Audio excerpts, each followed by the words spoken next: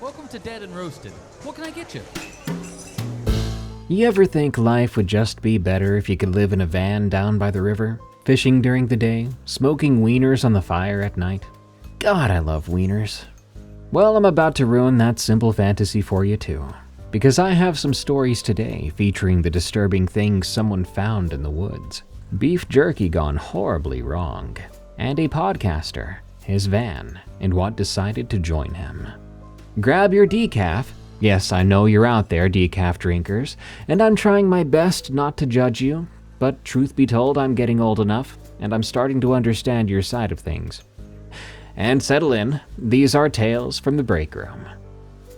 By the way, my new beautiful hardcover book, Creepy Campfire Stories, comes out next month. And now the first 1,000 orders will get a sick custom holographic bookmark, which you will see here now in all its glory. Pretty cool, huh? Go to Amazon, Barnes & Noble, or creepycampfirestories.com to pre-order now. Thank you.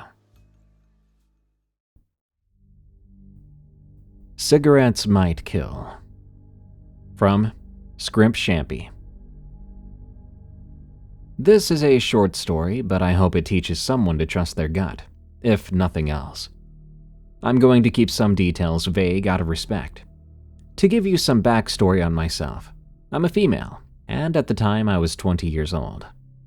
I live in a relatively small town in the south, where everybody knows everybody, and the only danger you run into while walking down the street is a possum who doesn't want to share his trash can. And even then, they usually just hiss and run away. Well, I am joking a bit. It's not that rural, but we're about 35 minutes from the next big city. I manage a fairly busy pizza restaurant. New Year's Eve is a mandatory work day for managers, as it's one of the busiest days of the year, and we don't close until 1 a.m. I've been doing this for a few years, so I'm used to the crazy interactions you might have. Most of the time, it's harmless, inebriated folks who are just ringing in the new year. My story takes place on New Year's Eve 2019. We had been swamped all night at work and had a record sales day. I was absolutely beat and had been trying to translate slurred orders from partygoers all night. I was more than ready to get home and kick off my new year, as I was excited that I didn't have to close up shop. At the time, I was a smoker. And I know what you might be thinking, that'll kill you one day. One of my many young and dumb mistakes. But I was closer to death than I ever imagined that night. When I was leaving work, I realized I was running low on smokes. I checked the time, 11:37. The nearby gas station was less than a mile up the road from my house, so it wasn't out of the way for me to stop. It was super rainy that night, so I wanted to get as close to the front door of the station as possible. When I pulled into a parking spot, I immediately spotted an old Jaguar out front. Nice car, probably some older man who wants to impress his date tonight, I thought to myself. That's when I saw him, a man in his 50s, dressed in a nice gray suit and clean cut, standing in front of the building, smiling dead at me. Now, I can't explain it, but every alarm in my body went off, telling me not to even get out of the car. It's like my spidey senses kicked in and told me to simply drive away. But I got out of the car and gave him a friendly smile back. I rushed through the rain, grabbing a drink, buying cigarettes, and heading back to my car. "Nice car," he shouted as I was opening the door. I drive a sports car that tends to turn heads. "Thanks," I politely said with a smile, as my brain was screaming, "Get in the car and lock the door now." He continued with, "That's my Jag." To which I responded, "Oh, nice car," while closing the door. He approached my car but stayed a safe distance away, and I cracked the window and he smiled, saying, "I hate to be a bother, but I need gas and cigarettes. Would you maybe want to buy my watch off of me as a gift to your boyfriend and help a guy out?" as he flashed a watch at me. I thought that was weird, as he was very well dressed and drove a collector's car, but I was raised not to judge and to understand everyone and anyone can fall on hard times, and to offer what you can to help. Well, my girlfriend doesn't wear watches, but I've got 2 cigarettes left in this pack. You can have them. And slipped them through the barely cracked window as my gut was shouting, "What are you doing?" At this point, I did have my other hand on a friendly piece of metal I keep next to my seat, for safety purposes. "Thank you, you didn't have to do that. Happy New Year, miss," he said. I smiled, backed out of the parking space, and immediately called my girlfriend on the phone. He watched me pull out of the station with that same creepy yet friendly smile. "Hey, I'm on my way home. I can't explain it, but I just had the weirdest experience." "Are you okay?" she panicked. "I'm fine," I said, and explained my interaction at the gas station. "You're probably just worked up from dealing with customers all night, but if you say there's something off, then there probably is. We'll never know. Be safe in the rain," she said, then we hung up. When I got home, I couldn't shake that feeling, but I slept it off. 3 days later, one of my coworkers came in and said, "Hey, have you seen this?" He showed me a news article on his phone. There was the mugshot of the man from New Year's Eve. Apparently, he suffered from some severe mental health issues and crawled through someone's window the night before and stabbed a couple, multiple stabs, each of them, while they were sleeping. Looking at his mugshot, my gut began to churn again, as I'd been right. There really was something not quite right about that guy. In the hospital, one of the victims did end up passing away about a week later, and now the man is in prison. I can only hope the victims' families find peace, and the man can get the help he needs. It still shakes me to my core to know I interacted with the killer right before he did it. I quit smoking the following year. I guess that night probably would have been the best night for it. The Last Check. A true Calgary YMCA horror story. From Spooky Mango. When I was 16 years old, back in 2017, I took a job at the local YMCA in Calgary, Alberta. I was young, just trying to earn a bit of money after school, and being a lifeguard seemed like a solid, respectable gig. I liked the water, I liked helping people, and I didn't mind working the night shift, 6 p.m. to 10 p.m. This was the only time that worked for me when I wasn't in school or doing homework. I worked out a deal with my parents that they would pick me up at the end of my shift, so I wouldn't have to walk half an hour home in the dark, due to the lack of me owning a car or knowing how to drive one. I didn't mind it at first. It was winter when things started to go wrong. That's important because Calgary winters are brutal. The cold cuts through you like a blade, and the wind chill howls like a living thing. By the time I'd walk to work, my cheeks would be numb, slightly rosy, and my fingers would be stiff, even under gloves. The YMCA was quiet in the evenings.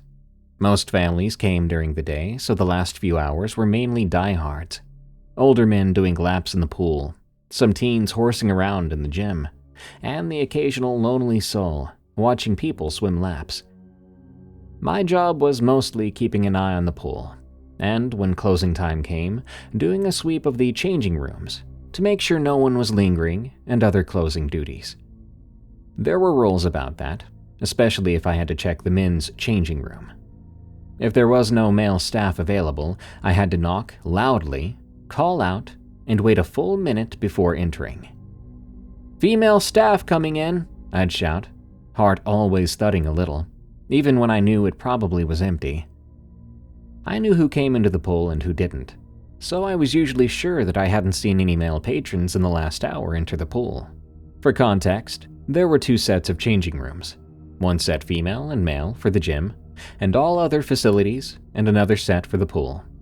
So if I didn't see anyone come into the pool, it meant no one was in the changing room for the pools. I never felt worried about doing the checks as I always had my radio on me, if I needed assistance. One Thursday night in late November, I was finishing up my shift. The wind had picked up outside. I could see the trees swaying violently through the window. The lifeguard chair had been cleaned and the pool vacuumed with the dolphin, an aquatic vacuum. I'd finished up my other closing duties, except the walkthrough. I started with the women's side. It was clean and quiet, a slight echo bouncing off the tiled walls. The air was still warm from the showers. The jets in the private hot tub had been turned off. When I first started, this creeped me out, as it was always creepily quiet except for the hum of the fluorescent lights. Now it was normal. It was the same check I'd done 100 times at this point. I checked all the changing rooms, steam room, showers. Nothing and no one as it should be. Then I moved toward the men's changing room. "Female staff, anyone in here?" I called out, loud as I could, and waited. No answer. However, something told me to call out a second time, just to be sure. I'm not sure if it was my anxiety that was high that day, or if it was the atmosphere somehow feeling different. "Female staff coming in?" I went in. The locker room was bright, and it looked just like the women's room, an exact copy. Despite putting on the tough girl persona, and having saved a couple people from drowning in my days, doing a men's locker room check at 10 p.m. at night always scared the heck out of me. I walked past the rows of lockers, eyes scanning for any bags or stray towels. Nothing. But the steam room. The steam room door was shut. I couldn't see inside. That wasn't necessarily weird. People sometimes left it closed, but I always checked. It was procedure. I opened up the door slowly. The room was real thick with mist. Again, not strange. Sometimes we got the odd old man who fell asleep in the steam room just as we were closing.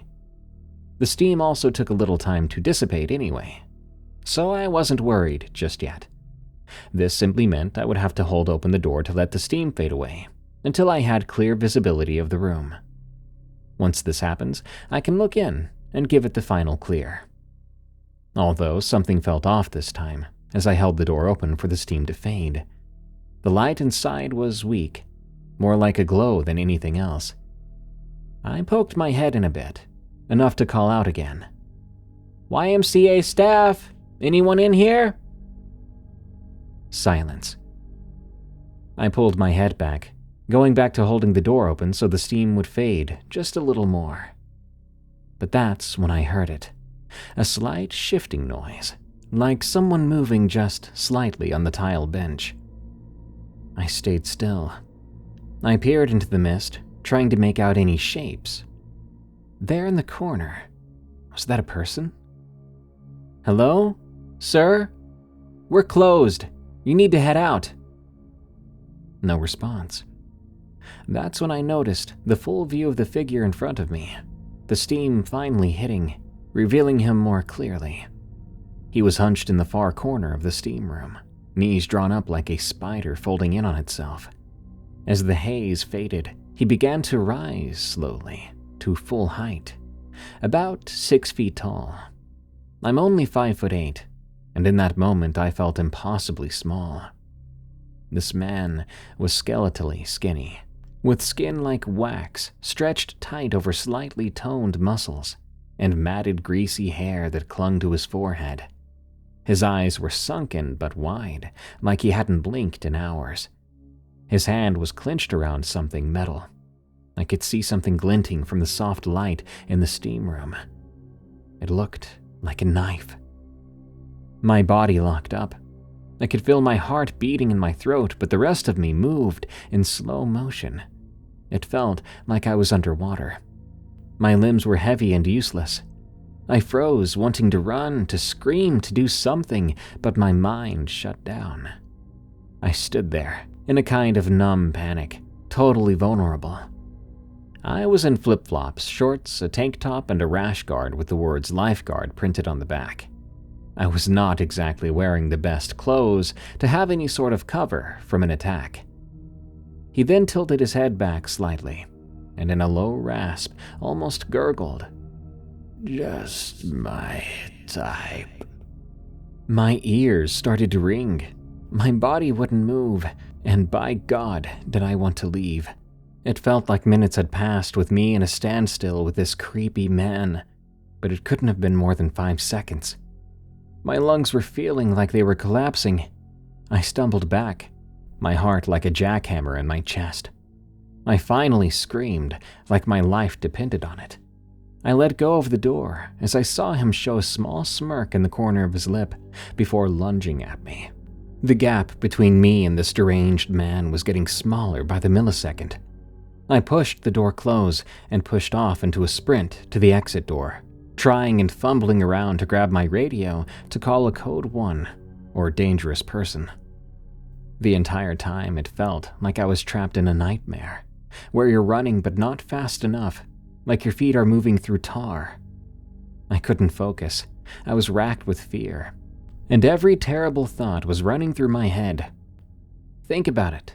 This was every teenage girl's worst nightmare. But the thoughts would have to wait. Behind me, I heard the steam room door slam open, crashing into the tiled wall with a deafening bang. Mentally, I screamed at myself to move faster, please, but my body refused to listen. Then came his voice again, a horrible raspy whisper just a few steps behind me. "Let me cut those clothes off you." I swear my blood turned to ice. That was what finally pushed my body. I bolted, radio in hand, and I pressed the button. But it wasn't turning on, and I didn't have the time to figure out why. I just have to make it to the door, was my only thought.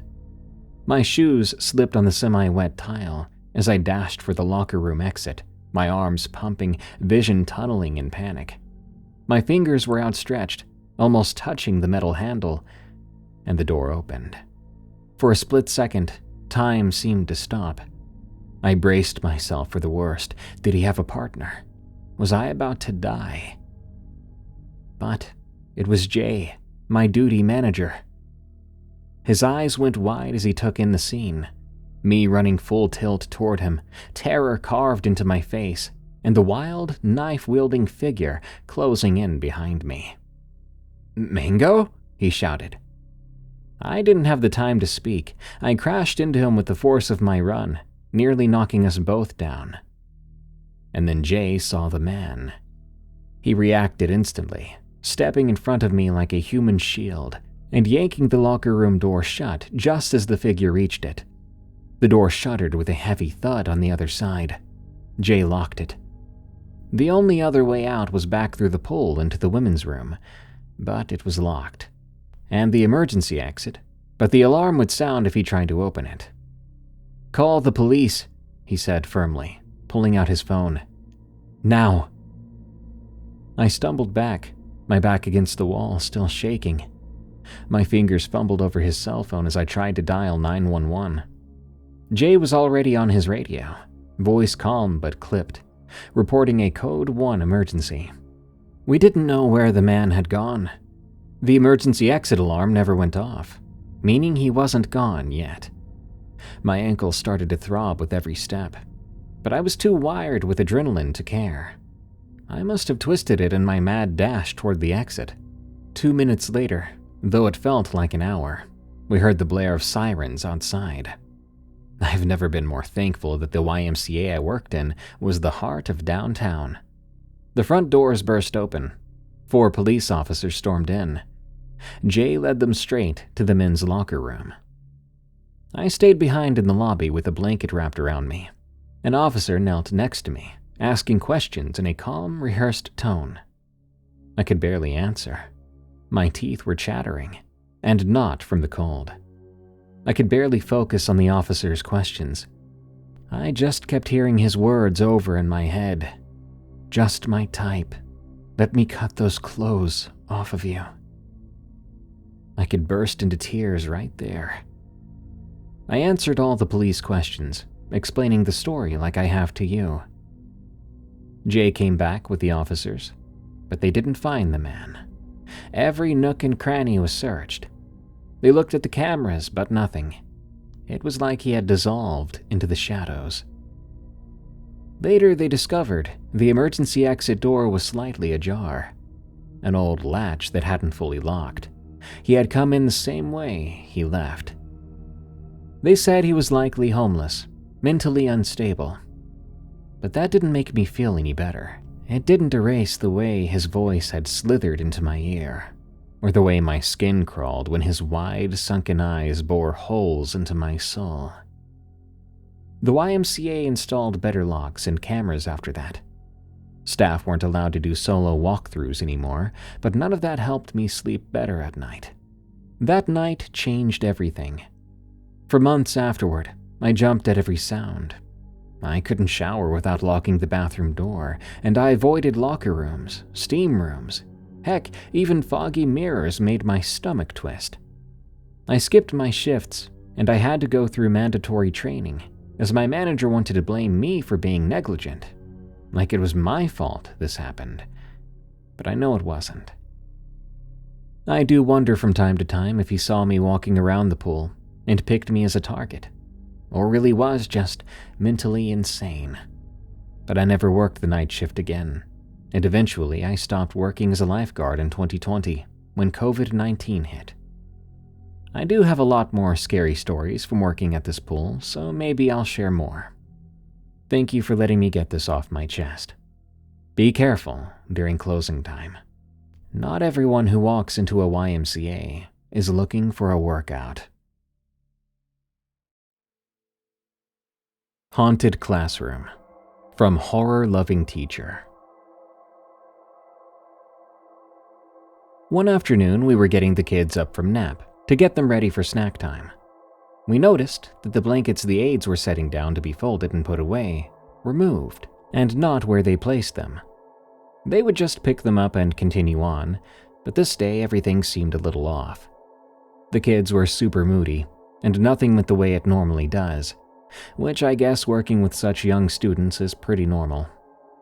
We finally got everyone seated for snack time, except for one little girl who was totally ignoring me when I asked her to sit down. Instead, she said, "No, I want to play." I said, "I understand that, but right now it's snack time. We need to eat first, then we can go out for recess." She continued staring away from me. I asked her again to come sit down and join her friends for snack. She said no again. This little girl was always super sweet, always followed the rules, and never got into trouble. I was confused and thought maybe she was getting sick. I asked her to come join her classmates again, and she said, "No, that little girl is still playing." My heart dropped a bit. I knelt down next to her and asked, "What little girl, sweetie? All your friends are at the table." I could hear the frustration in her voice as she said, "No, she's right there." This got the other students' attention, so I scooped her up and said in a chipper voice, "Okay guys, we're ready for snack." The student smiled once she saw her snack, and everything went back to normal, until her dad came to pick her up. She told him all about the little girl that didn't have to stop playing, and how she didn't even have to join us for snack time. Her dad asked me about it. He was a little upset, thinking his daughter wasn't being treated fairly. So I lied and told him we had a child that was sick, and while we were waiting for her parents to pick her up, she was allowed to sit in a beanbag chair and play with a toy, so she wouldn't get the other children sick. He accepted that, and life went on. Until his daughter saw another child. This child did scare the little girl. She said the girl tried to grab her. I can't say anything other than what the student shared. She stated that they, her and the little girl, were playing in the kitchen area when the little girl wanted my student to follow her. At the back of my classroom is a door that leads to the outside hallway, which goes along the fence line of the water tank. That door is heavy and double bolted because we don't use it and don't want students to have access to the outdoor hallway. My student said, "No." This apparently made the ghost girl mad, and she, for lack of a better word, lunged at my student, who screamed and said, "No, you're mean." This got our attention, and I went over to her since she had already had an incident, and I knew she would share this with her parents.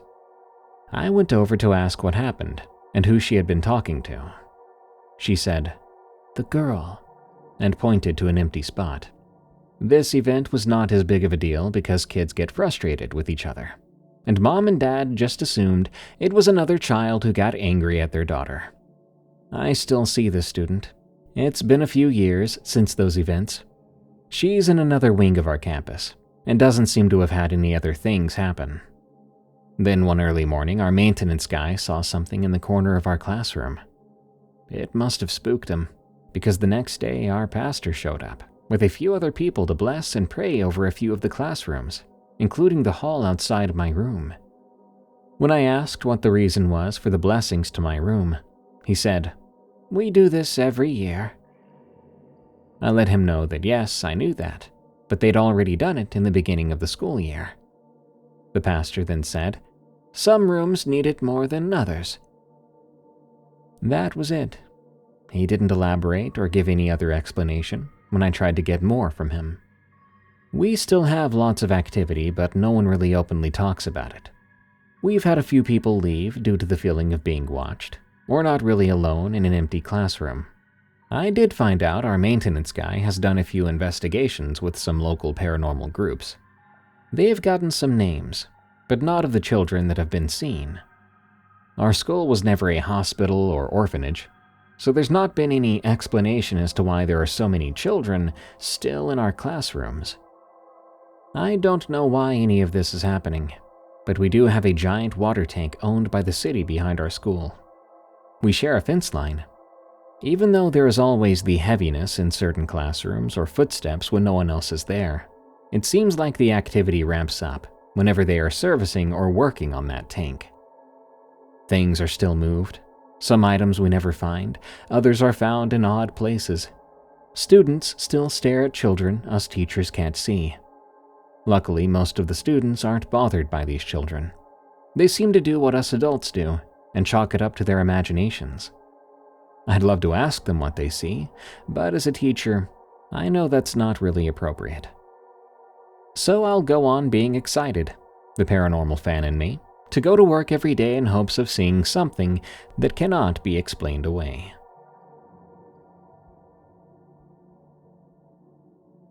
Doll Trail from Skyfall.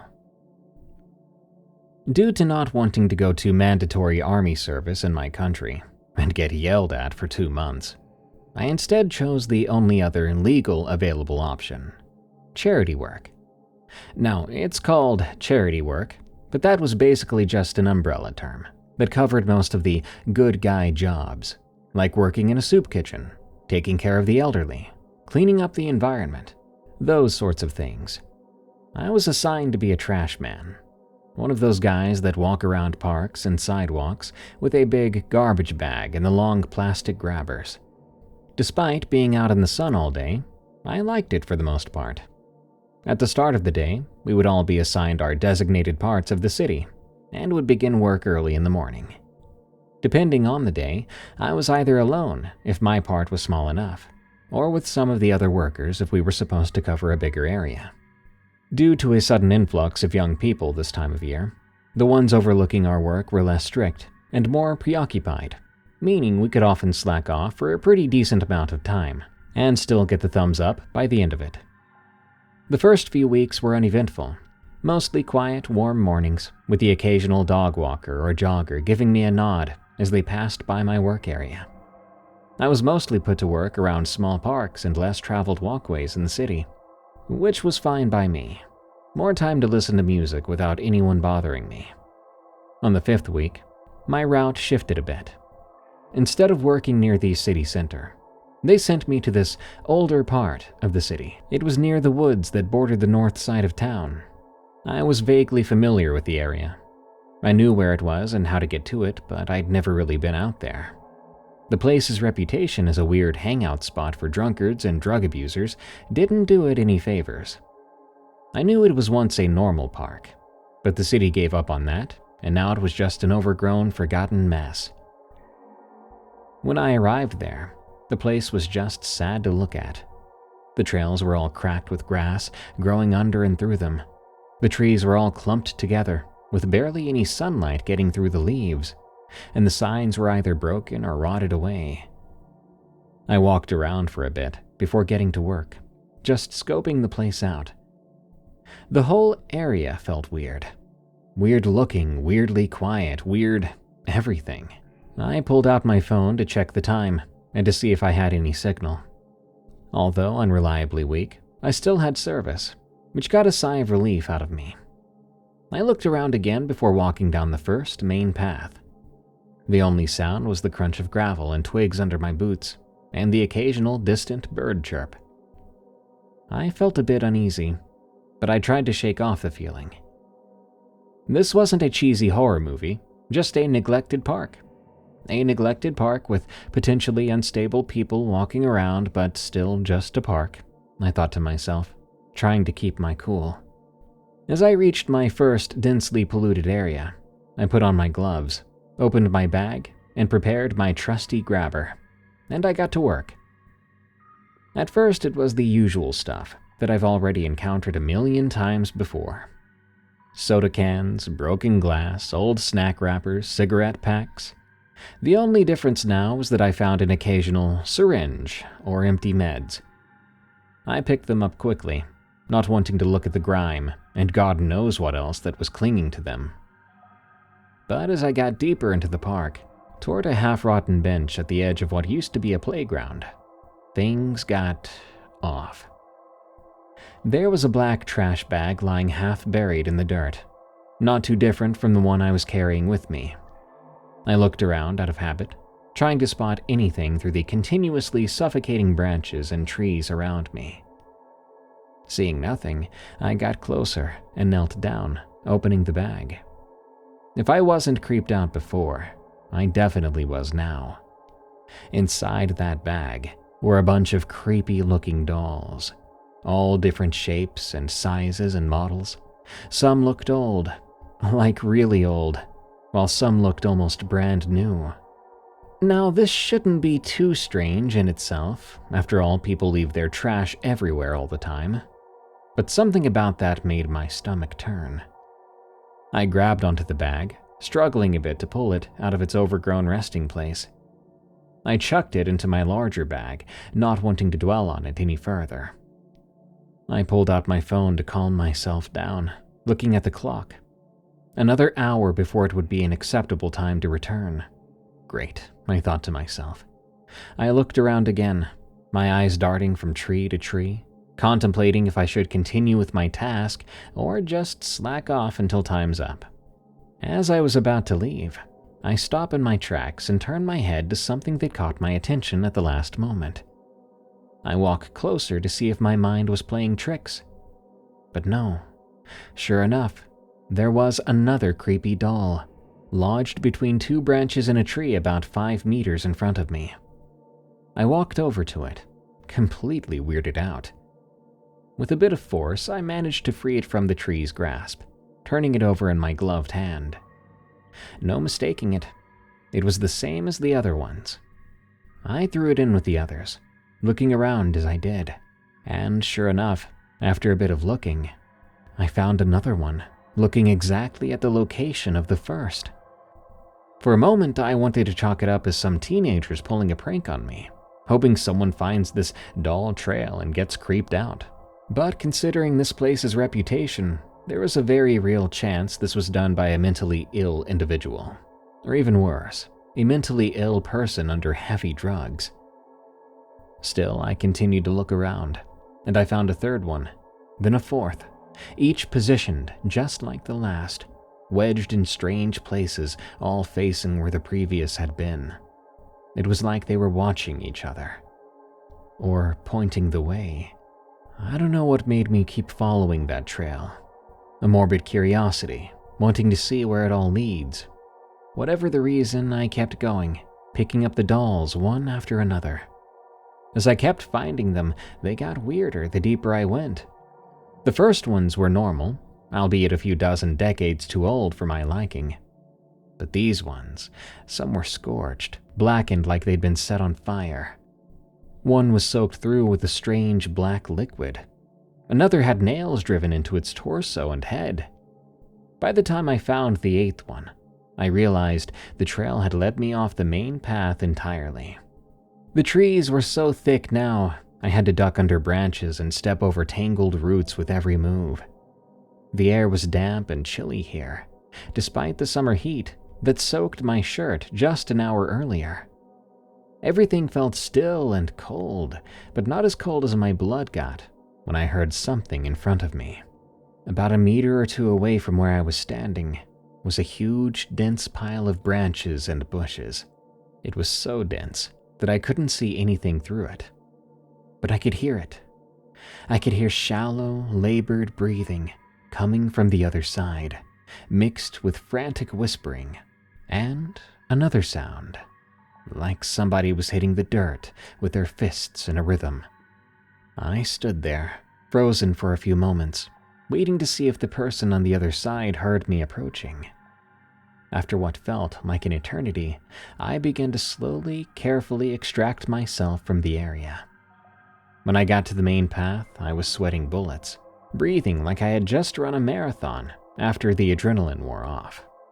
But that didn't stop me. I booked it out of there so fast, and I never looked back. When I was done and cooled off a bit, I went to my supervisor after my shift and told him not to send anyone there. I also asked to be put in more group projects, not wanting to work alone anymore. I don't know who or what I encountered out there that day, but I'm glad my stupid curiosity didn't get me hurt or worse. The rest of my service thankfully went by uneventfully.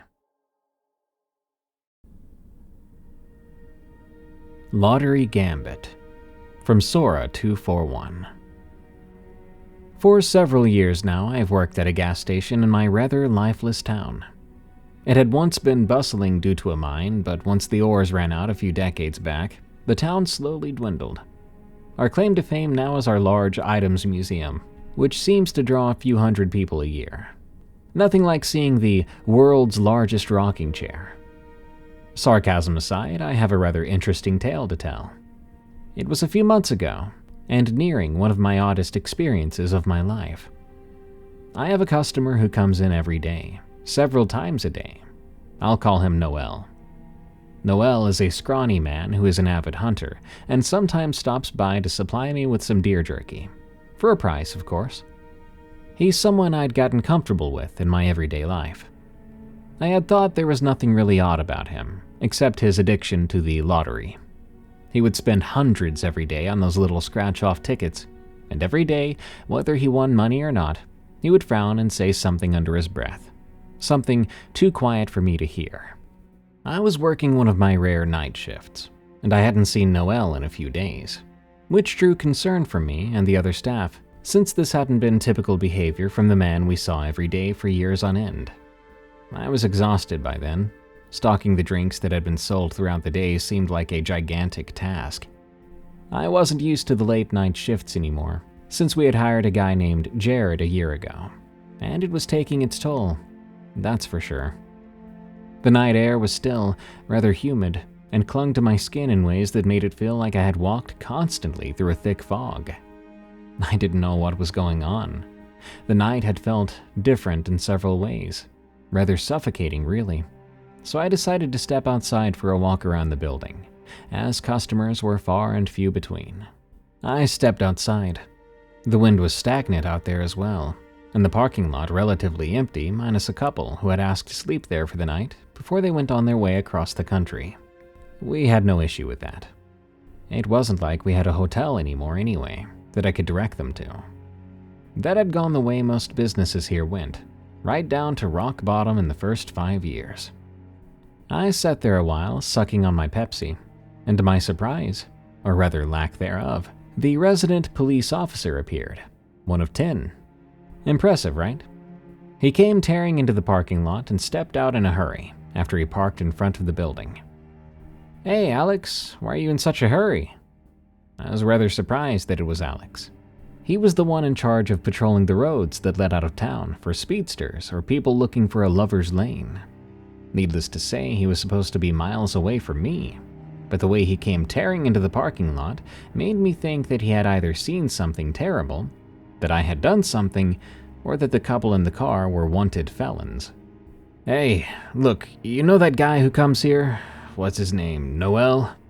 He was breathless, clutching his radio, his uniform rather ruffled, and not the neat look he usually demanded from himself and others. Did he do something? I haven't seen him in a few days now. I was about to report it, actually, but I figured he was just busy or out of town. I set my now empty Pepsi down on the ledge of the window. I haven't seen anything weird other than his lottery habit, but even then he could just be trying to win it big. As if a town our size would win the lottery though, right? He froze at that. We know he had a gambling problem. Is there anything else you know about him? Well, he likes Coca-Cola better than Pepsi. Look, Alex, what's up? I don't know the dude that well, but I assume you found something if you came to me. He gave me a rather long look. Maybe. Look, I can't tell you much, but we found him with a bag filled with tickets, easily with over $2,000 tucked into the bag amongst the trash that was in there too. Okay, so you found him. He's fine, hopefully. He has money and lottery tickets, so what? Alex frowned. He was found bloodied outside of the Lee house, and the family inside were killed. My skin suddenly felt hot. Dead? The Lees? The ones who own at least 10 acres out north of town? The very same. Noel himself called it in. He doesn't seem very coherent at the moment, but we didn't find the weapon on him. We're out asking about information because we can't find evidence of him ever existing. His license was fraudulent, and his fingerprints don't come back matching anything in the county or state systems. Do you know anything else about him? Did he ever drop any hints, any slips of a name or a town where he lived prior? I shook my head in utter shock. This was a man I had known for years now, who had heard all my personal secrets after we built what I thought was a solid friendship. He, that odd but kind man, had murdered. But why? For what? Money? Look, he never said anything of the sort. But he came in every day, several times a day. Isn't there a mistake? He was always so nice. Alex sighed deeply. I can understand your shock. We were shocked too when we got into his home. We found jerky everywhere in small Ziploc bags. Yeah, he sold them to everyone all the time. What's weird about that? Alex grew quiet for a moment. We found licenses from several missing people in a drawer in his bedroom, and in the processing center in his outbuilding, we found the remains of several people who had been dried out and had parts cut off. I froze. That's how he got his money. He wasn't a hunter either, just a murderer, using jerky to get rid of his crimes. Terror in the Night. From Larley. I've been running a podcast I won't name here for about 3 years, and I think I'm blessed. It's gotten me Patreon money, about $800 a month, and those 47 Patreon supporters allow me to drive around the country, recording my podcast from my van. I cover lesser-known historical events and local conspiracies, forgotten disasters, the kind of stuff that doesn't usually make it into history books, but leaves its marks on small communities across America. That's what brought me to Pennsylvania that October. I won't name the specific town, for a good reason, but it was one of those places where the nearest Walmart is about 40 minutes away, and everyone's up in everyone else's business. I got permission from a local farmer named Mr. Henley to park on the edge of his property for a couple nights, while I researched and recorded my new episode. The spot Mr. Henley showed me was beautiful, about a quarter mile from his farmhouse, bordered by thick woods on one side and rolling fields on the other. During the day, you could see the Appalachian foothills in the distance. At night, with no light pollution, the stars were impeccable. I'd been there about 4 nights already, spending my days at the local historical society and my evenings recording. Would be leaving in a day or 2, and I didn't want to overstay my welcome. That 5th night was different from the start. That afternoon it got real cloudy, blotting out the stars. Thunder rumbled in the distance, though the rain had not yet started.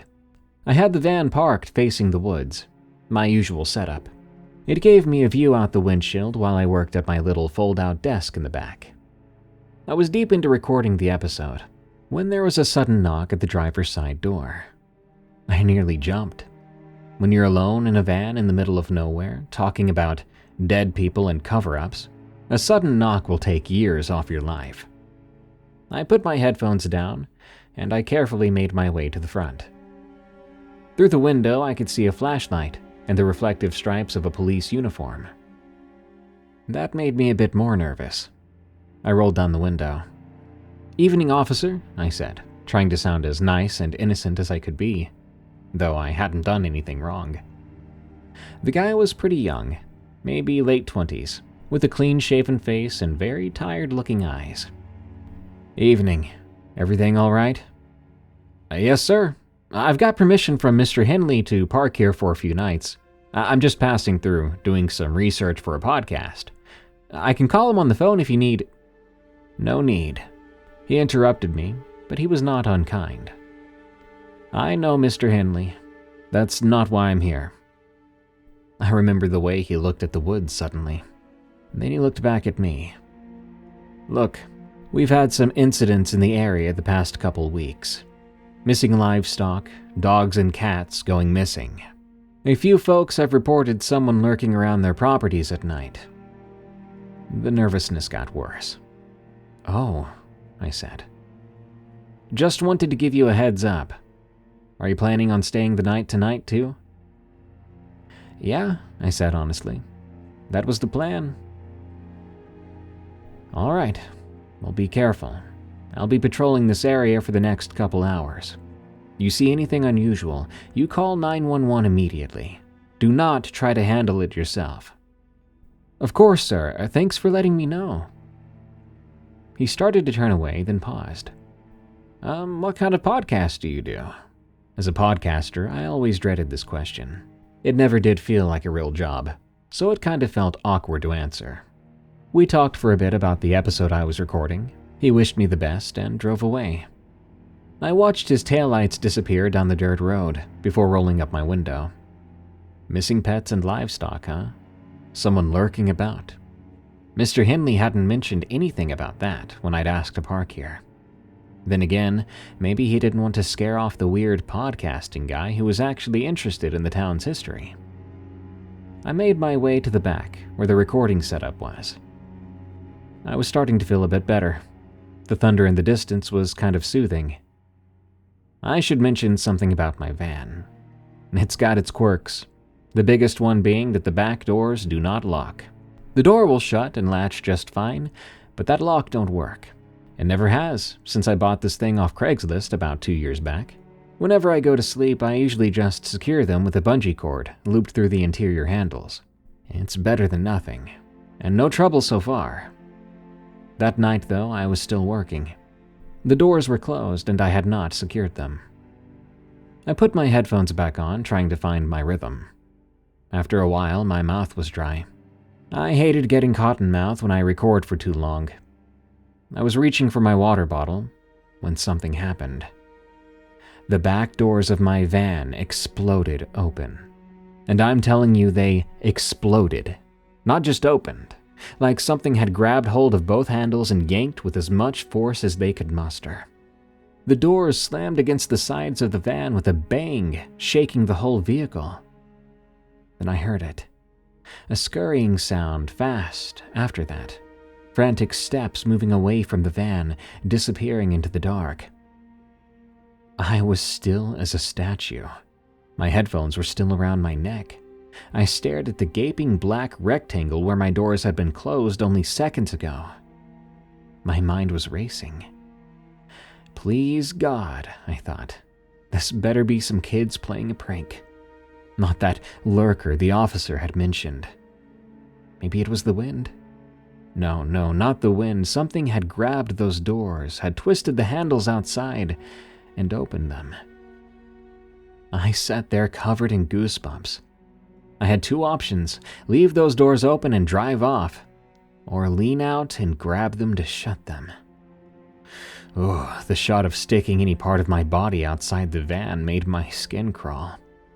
Whatever had opened those doors was still out there. Screw it. I decided I would leave them open. I crawled into the front seat, carefully securing my laptop on the passenger side. My recording equipment could be replaced if I had to, but my life couldn't, and my laptop, at least, would take months to afford again. I fumbled with my keys, started the engine, and put the van in drive. And as soon as I did, a scraping, scrabbling sound, like something pulling itself into the back of my van, erupted behind me. I wasn't alone in my own vehicle anymore. I screamed.